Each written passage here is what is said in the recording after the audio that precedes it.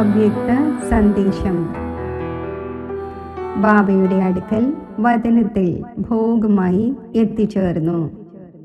പോകുമ്പോൾ തന്നെ ബാബയ്ക്ക് എല്ലാ സഹോദരി സഹോദരന്മാരുടെയും സ്നേഹം നിറഞ്ഞ സ്നേഹസ്മരണകൾ നൽകുന്നു. സ്നേഹസ്മരണകൾ നൽകിയപ്പോൾ ബാബ ചോദിച്ചു, കുട്ടി, ലോകത്തും ഇവിടെ ബാബയുടെ വീട്ടിലും എന്താണ് നടന്നുകൊണ്ടിരിക്കുന്നത്?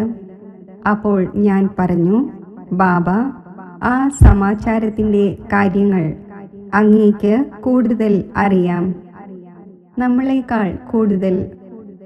അപ്പോൾ ബാബ വളരെ സ്നേഹത്തോടെ പുഞ്ചിരിച്ചു. ബാബ പറഞ്ഞു, കുട്ടി, ബാബ ഇത് നോക്കുകയാണ്.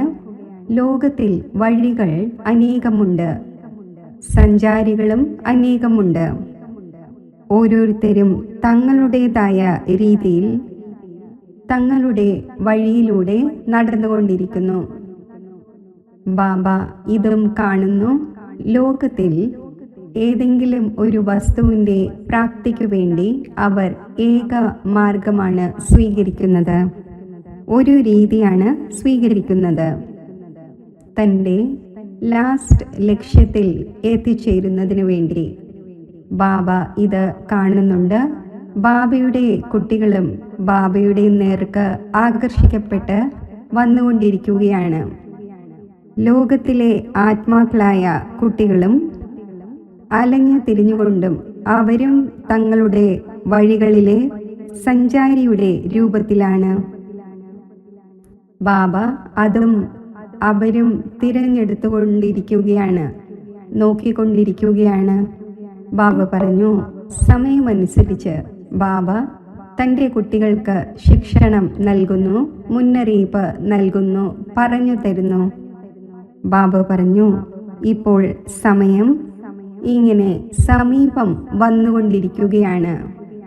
അത് ബാബയുടെ കുട്ടികളും മനസ്സിലാക്കുന്നുണ്ട്, ലോകത്തിലുള്ളവരും മനസ്സിലാക്കുന്നുണ്ട്. ബാബ പറഞ്ഞു, ലാസ്റ്റ് സമയം ഇതായിരിക്കും.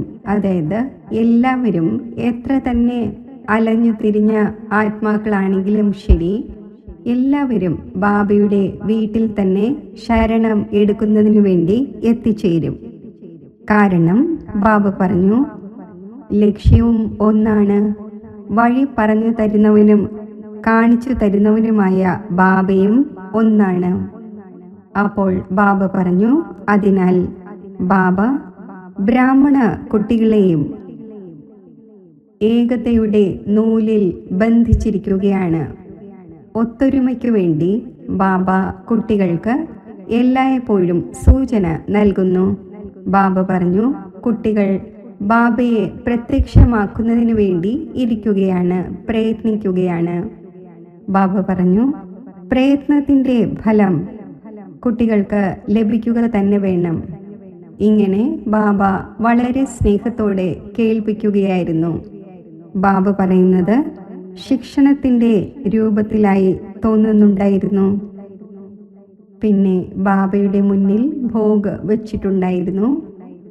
ഏത് സഹോദരി സഹോദരന്മാരുടെ വിശേഷ ഓർമ്മകൾ ഉണ്ടായിരുന്നുവോ ബാബയ്ക്ക് ആ സ്നേഹസ്മരണകൾ നൽകി. പിന്നെ അല്പം സമാചാരവും കേൾപ്പിച്ചു. ബാബയും വിശേഷിച്ച് നിങ്ങളെല്ലാ സഹോദരി സഹോദരന്മാർക്കും വളരെ വളരെയധികം സ്നേഹം നിറഞ്ഞ ഹൃദയത്തിൽ നിന്നുള്ള സ്നേഹസ്മരണകൾ നൽകി. ബാബയുടെ സ്നേഹസ്മരണകൾ സ്വീകരിച്ചുകൊണ്ട് താഴെ എത്തിച്ചേർന്നു.